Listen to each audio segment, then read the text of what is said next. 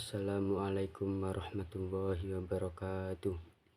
Innal hamdalillah nahmaduhu wa nasta'inuhu wa nastaghfiruh wa na'udzu billahi min shururi anfusina wa min sayyiati a'malina. May yahdihillahu fala mudhillalah wa may yudlil fala hadiyalah. Asyhadu an la ilaha illallah wahdahu la syarikalah wa asyhadu anna Muhammadan abduhu wa rasuluh.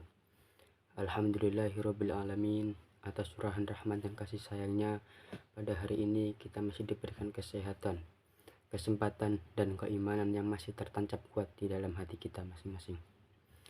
Sholawat dan salam semoga tercurahkan kepada junjungan dan suri tauladan kita, kepada Nabi Agung Nabi Muhammad SAW beserta keluarganya, sahabat-sahabatnya, dan para pengikutnya hingga akhir zaman. Dalam 7 menit ke depan, saya akan menyampaikan kajian Islam dengan judul Petunjuk Al-Quran dalam Memilih Pemimpin. Kajian ini bersumber dari buku kumpulan khutbah inspiratif. Saudara-saudaraku yang berbahagia, marilah kita senantiasa meningkatkan takwa kita kepada Allah. Tentu hakikat takwa itu adalah melakukan ketaatan kepada Allah. Pertama, kita tidak melakukan maksiat kepadanya. Yang kedua adalah takwa itu bagaimana kita selalu ingat kepada Allah dan tidak melupakannya.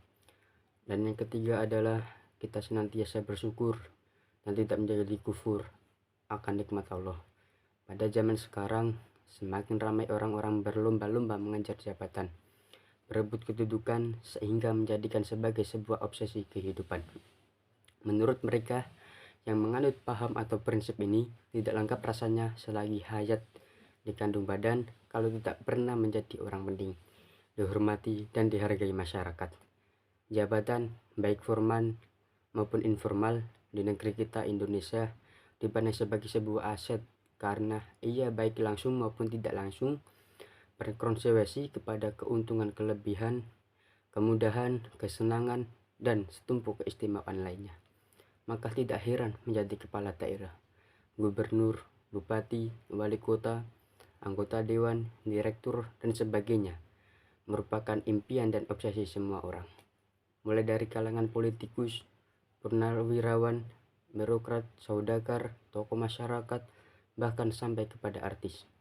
Mereka berebut mengejar jabatan tanpa mengetahui siapa sebenarnya dirinya, bagaimana kemampuannya, dan layaknya dirinya memegang jabatan tersebut. Parahnya lagi, mereka kurang memiliki pemahaman yang benar tentang hakikat kepemimpinan itu sendiri, karena menganggap jabatan adalah keistimewaan, fasilitas, kewenangan tanpa batas, kebanggaan, dan popularitas. Padahal jabatan adalah tanggung jawab, pengorbanan, pelayanan, dan keteladanan yang dilihat dan dinilai banyak orang. Saudara-saudaraku yang berbahagia, hakikat kepemimpinan dalam Islam, Al-Quran dan hadis sebagai pedoman hidup umat Islam sudah mengatur sejak awal bagaimana seharusnya kita memiliki dan menjadi seorang pemimpin. Ada dua hal yang harus dipahami tentang hakikat kepemimpinan. Yang pertama, kepemimpinan dalam pandangan Al-Quran bukan sekedar kontrak sosial antara sang pemimpin dengan masyarakatnya, tetapi merupakan ikatan perjanjian antara dia dengan Allah Subhanahu wa Ta'ala. Dan ingatlah ketika Ibrahim diuji Tuhannya dengan beberapa kalimat perintah dan larangannya, lalu Ibrahim melaksanakannya dengan baik. Allah Subhanahu wa Ta'ala berfirman, sesungguhnya aku akan menjadikan engkau pemimpin bagi manusia. Ibrahim bertanya, dan dari keturunanku juga. Allah Subhanahu wa Ta'ala menjawab, janjiku ini tidak diperoleh orang zalim. Saudara-saudaraku yang berbahagia, kepemimpinan adalah amanah, titipan Allah Subhanahu wa Ta'ala, bukan sesuatu yang diminta apalagi dikejar dan diperebutkan. Sebab kepemimpinan melahirkan kekuasaan dan wewenang yang gunanya semata-mata untuk memudahkan dalam menjalankan tanggung jawab melayani rakyat. Semakin tinggi kekuasaan seseorang, hendaknya semakin meningkatkan pelayanan kepada masyarakat, bukan sebaliknya digunakan sebagai peluang untuk memperkaya dirinya, bertindak zalim dan sewenang-wenang. Balasan dan upah seorang pemimpin sesungguhnya hanya dari Allah Subhanahu wa Ta'ala di akhirat, bukan kekayaan dan kemewahan di dunia.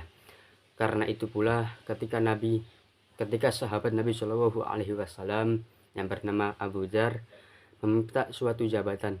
Nabi Shallallahu Alaihi Wasallam bersabda, kamu lemah dan ini adalah amanah sekaligus dapat menjadi sebab keniscayaan dan penyesalan di hari kemudian. Hadis riwayat Muslim.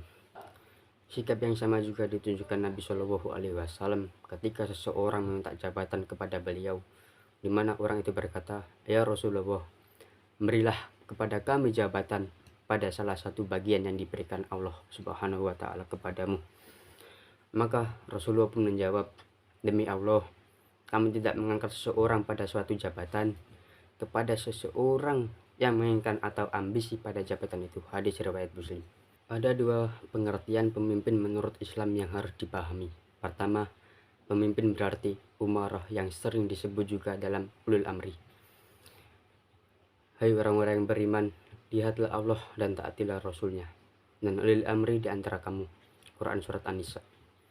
Dalam ayat tersebut dikatakan bahwa ulul amri, umarah atau penguasa adalah orang yang mendapat amanah untuk mengurus urusan orang lain. Dengan kata lain, pemimpin itu adalah orang yang mendapat amanah untuk mengurus urusan rakyat. Jika ada pemimpin yang tidak mau mengurus kepentingan rakyat, maka ia bukanlah pemimpin yang sesungguhnya. Al-Quran dan hadis menyimpulkan minimal ada 4 kriteria yang harus dimiliki oleh seseorang sebagai syarat untuk menjadi pemimpin. Semuanya terkumpul di dalam 4 sifat yang dimiliki oleh para nabi atau rasul sebagai pemimpin umat, yaitu mempunyai sifat sidik, yang kedua fatona, yang ketiga amanah, dan yang keempat tabligh. Saudara-saudaraku yang berbahagia, kaum muslimin yang benar-benar beriman kepada Allah Subhanahu wa Ta'ala dan beriman kepada Rasulullah Shallallahu Alaihi Wasallam, dilarang keras untuk memilih pemimpin yang tidak memiliki kepedulian dengan urusan-urusan agama, atau seseorang yang menjadikan agama sebagai bahan permainan atau kepentingan tertentu. Sebab pertanggungjawaban atas mengangkatkan seorang pemimpin akan dikembalikan kepada siapa yang mengangkatnya.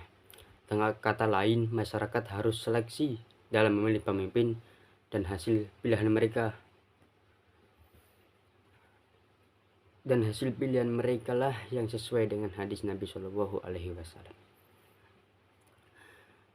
Hadis Nabi Shallallahu Alaihi Wasallam yang berbunyi, sebagaimana keadaan kalian, demikianlah terangkat pemimpin kalian.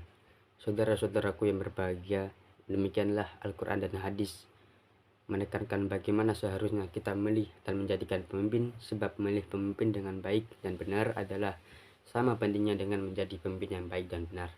Akhirul kalam, wassalamualaikum warahmatullahi wabarakatuh.